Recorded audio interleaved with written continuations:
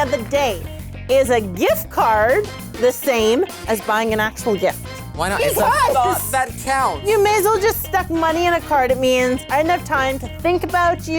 Well, I to actually would, but pick that's not something good out. enough. It has to have a brand on it. So that's why we get doesn't. the gift card. It's the next best thing.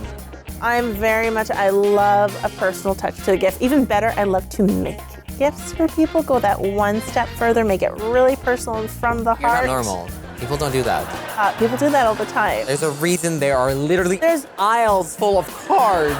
Reason that men like you shop the day before, the day of an event at the gas station for a gift card. Why do you That think has they a have lot those of cards thought at the gas into it. station? It's called good marketing. No, it's Good marketing. called they know who their audience is and they don't actually take the time to shop for the ones they supposedly love. We do. We thought about you on the way. Just while you're getting gas next to your corn chips. Sure. I feel so special. Guys, tell us what you think about this. Hit us up at Marc and Mandy. Now, Food Network's Mark McEwen is giving us some great cooking tips today.